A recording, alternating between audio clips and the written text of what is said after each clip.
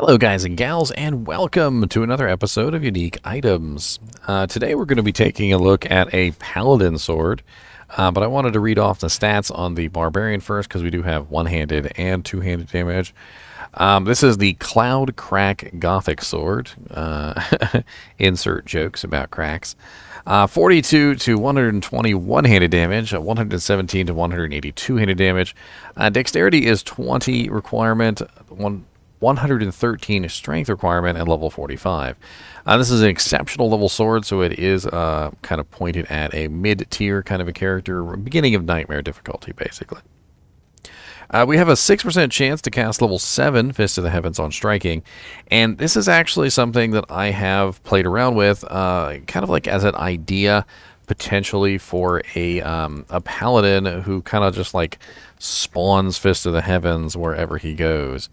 There are very few items in the game that have Fist of the Heavens on them, and this is one of them. Now, the very cool thing about Fist of the Heavens, though, is that it shoots out all these little holy bolts.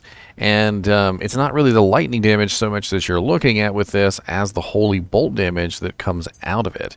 And you can actually synergize this. So if you are on a paladin and you have like multiple synergies, you can actually get pretty good synergistic damage with this.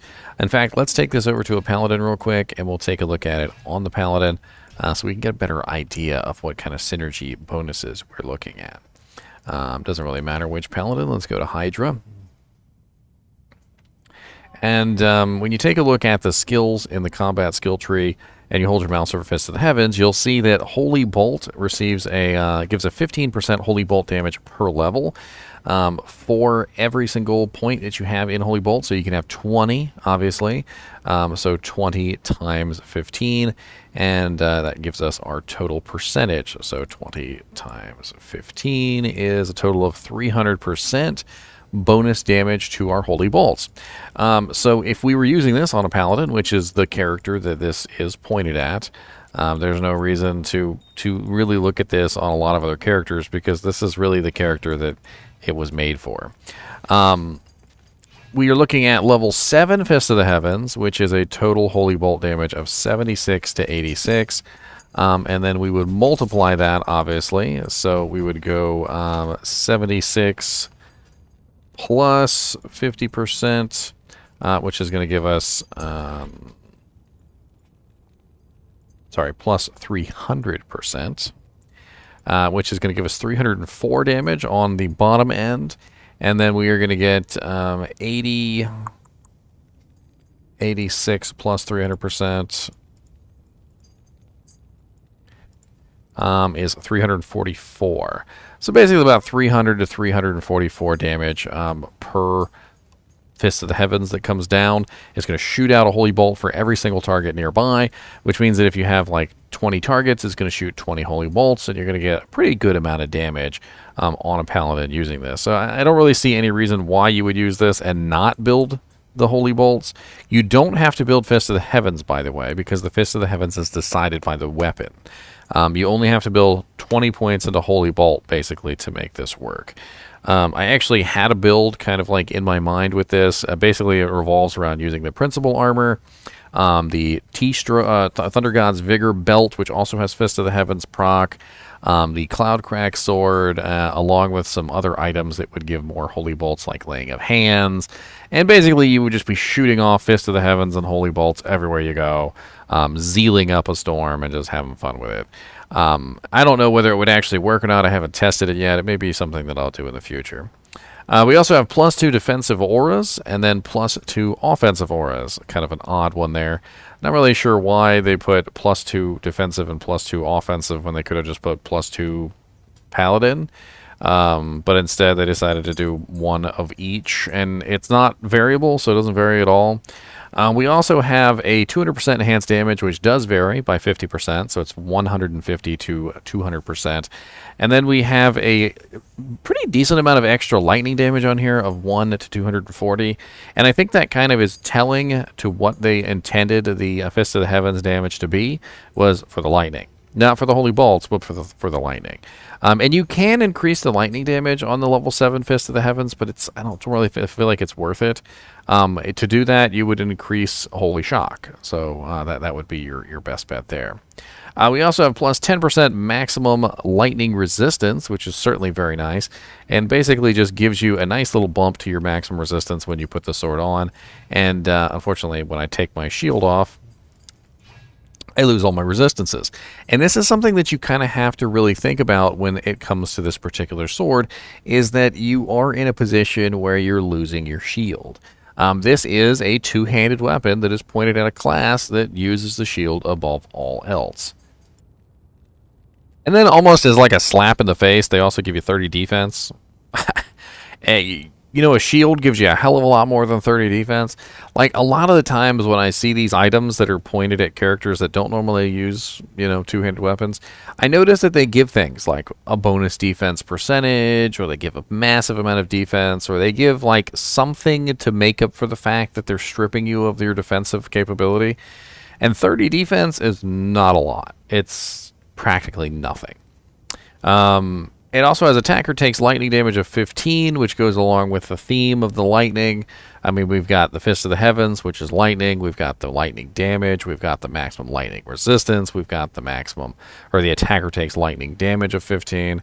And then we also have plus 2 light radius, which is, of course, is also going along with this theme because, of course, lightning generates light, and now we're brighter just for using the weapon, right? We also have the ethereal version, which is 174 to 270 damage, and unfortunately can't really be used because it would break relatively quickly. This can, however, be upgraded, and we're going to go ahead and we're going to upgrade this real quick to the elite version. Now, to do this, you're going to need a Pull rune, a Lum rune, and you're going to need a Perfect Emerald, and that will get you to the next tier. We're going to grab another set for the ethereal version, and we're going to go from... move myself out of the way real quick so you guys can actually see it. We're going to go from 117 to 180 damage, 20 dex, 113 strength, level 45, to a champion sword of 213 to 249 damage, 103 dexterity, 164 strength, level 64. And you'll also notice that the class speed of the weapon has increased as well, from the slower Gothic sword of fast attack speed to the faster, very fast attack speed. And this is because the Gothic sword has a base speed, I think it's of... why can I never find the base speeds whenever I want to? It's they're like, some of these websites don't list anything.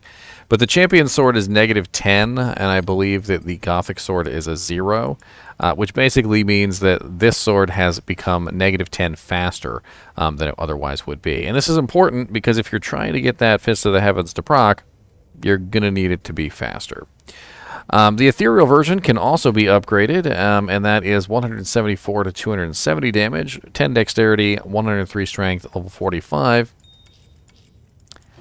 to the 318 to 372, a very sexy range there of 318 to 372, very close together. I mean, you're going to be hitting pretty hard no matter what. 93 dexterity, 153 strength, and level 64. So as you can see, a very high damage weapon that you could totally use on a Paladin for physical damage, but also at the same time provides some interesting bonuses in the form of the Fist of the Heavens, which I think is the main draw to this particular weapon, because the high Fist of the Heavens holy bolt damage could definitely come in handy if you were trying to build like a Godzilla, for instance. My general idea with this particular sword, and I may actually do a theory craft on this just for fun, is essentially you are utilizing the sword to proc Fist of the Heavens. You're going to use Thunder God's Vigor to proc even more Fist of the Heavens. I know that's not Thunder God's Vigor. You're going to use Laying Hands to proc Holy Bolt, and you're going to use Principal Armor to proc Holy Bolt.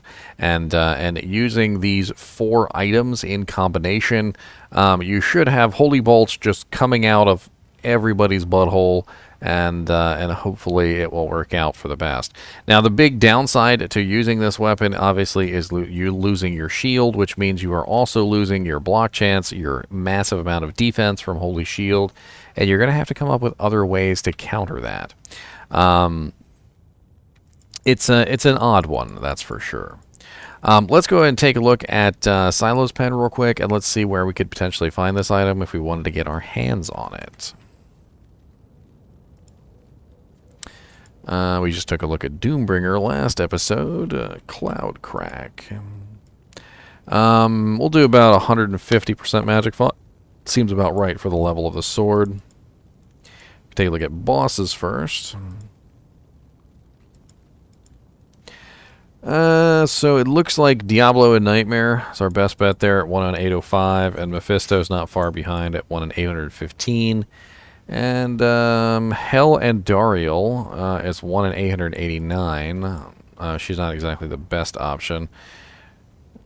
Nightmare Duriel 1 in 6,577. Not exactly a good farm, but an option to get it at a little bit of a lower level than otherwise you would normally be able to. Not a lot of really good options there. I'm saying, I mean, pretty poor as far as like trying to get it on level. But decent options that you could do. And let's see. Neolithic in Nightmare. I mean, that's Act 5, so that doesn't really help us very much. Battlemaid Serena is Act 3. Stormtree is also Act 3. A little bit closer to the level you'd actually utilize it.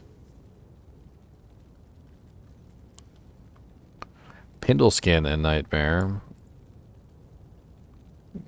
All these Nightmare items always have such poor choices for farming. I mean, I think our best bet, honestly, is Diablo in Nightmare. 1 in 532. I feel like that's your best bet. If you want to get it a little bit earlier, it does look like Mephisto dropped it, didn't it? Yeah, Mephisto drops it as well. So you could farm Mephisto, but literally once you've killed Mephisto, you're in hell difficulty. I mean, you're in Act 4. So is there really any difference, honestly, between farming Mephisto and farming Diablo as far as like level is concerned?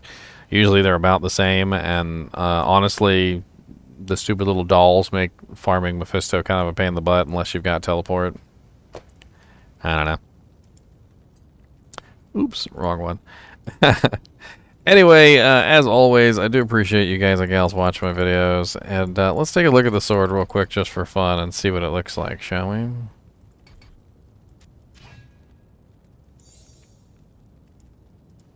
Well, kind of a pretty looking sword. I mean, it doesn't have any like fancy color on it, but it does look interesting.